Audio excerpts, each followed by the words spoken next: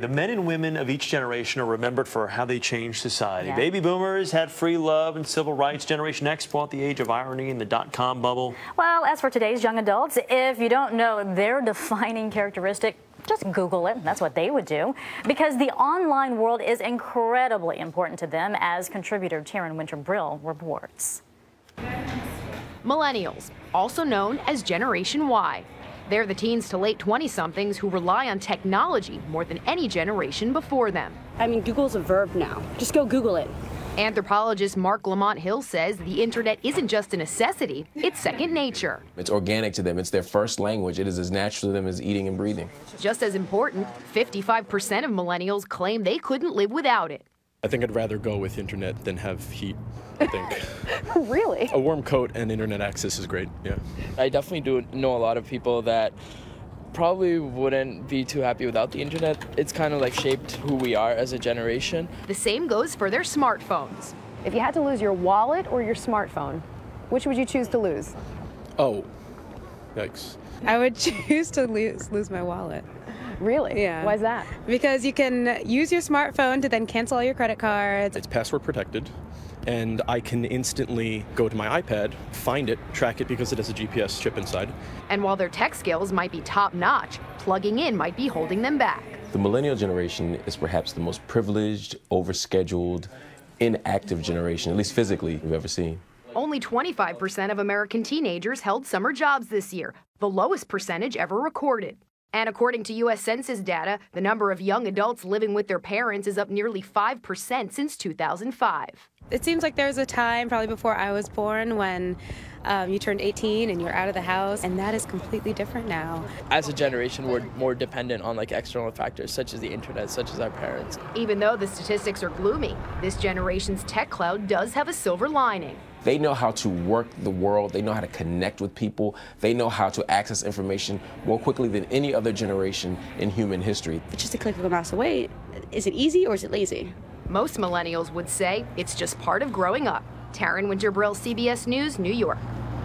So much to talk about here. Joining us now is the man known as the Gen Y guy, Jason Dorsey. He's the author of Why Size Your Business. Good to have you with us again here, Jason. Good to talk to you. Thanks for having me back. Okay, so millennials. Let's understand this. No offense. Wait, I'm not a millennial. I'm just kidding. Unfortunately, okay. I kind of wish I was. They're not lazy, but they sure do seem demanding. I want to talk about a recent Cisco study and throw some numbers here on the board. 56% of current college students will not accept a job from a company that bans social media. 60% think they have the right to work remotely with a flexible schedule. I like that. And 1 of 3 students prioritize social media freedom and device flexibility over salary. As someone who deals with these Generation Y people all the time, when you see these numbers, do you want to just kind of say, hey, come on, let's get real? A little bit. I know their parents feel that way. Yeah, well, this is what's interesting. When we interview them, they would rather be unemployed than take a job that they think is beneath them. Great. And this is a shock. I mean, 20 years ago, if mom or dad said, you go get a job, you got a job. Yeah. And we're like, I can't look today. It's Friday. I mean, it's just a totally different mindset. And to use technology as a reason not to get a job is just another manifestation of this. Yeah, or to turn down a job. I mean, so what are businesses doing about this? Are they saying, well, forget about it, we don't need you anyways? It's mixed. It depends the talent that they're looking for. If it's, say, high tech, if it's engineering, there's a real workforce shortage right now that's overlooked in all these unemployment numbers. We have the highest number of job postings in 3 years since before the recession. And these highly skilled industries are really looking for millennials and Gen Y. And so they're saying, we'll give you the smartphone, we'll let you work from home, bring your mom. It's fine. It means you'll be here on time. And so they are going out and recruiting differently. They're incentivizing differently. They're making more level organizations, and they're giving these millennials a chance to make a difference from day one. And that is what we really want. More than title, more than money. But not to be confused, these Gen Yers are not lazy people. They just have a different mentality, right? They are highly skilled.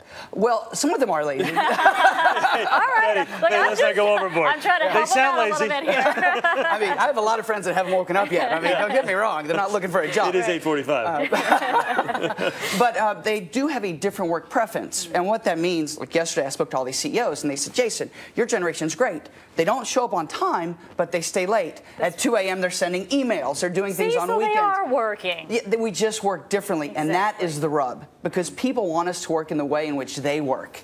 And that doesn't fit this generation. But do a lot of companies say, look, we're not willing to warm up to these trends. And does that hurt a lot of kids that are trying to get jobs? It does. It does. In fact, if I were to coach Gen Y or millennials, it would be to lower your expectations, get a job now. Because we know if you stay unemployed after high school or college graduation for a year, 2, 3 years, it's much harder to re-enter the workforce. Yeah. You've got to take the jobs you can get now and get the experience, build your network, do these things that give you more options rather than saying, well, I got to hold out, I'm 28, I need to be a manager first. Yeah. Never worked anywhere, but I got to be in management. Yeah, and you have to take into account, too, at some point, mom and dad are going to kick you out of the house, so you need to get a job. You would think that, but it's not happening. That's what's so amazing. When we interview parents and ask them, when are you going to get your kids to leave? We just did this on my Facebook page. The average response was the age 30. Well, maybe that's part of the problem. Parents, get them out of the house. You know what, if my parents could have got me out of the house at 16, I would have been out of the house. Well, that's a whole different story. I remember that line in college. Christian, don't even think about coming home. Great to see you. Thanks for having me. Jason, good to have you with us. Thank you.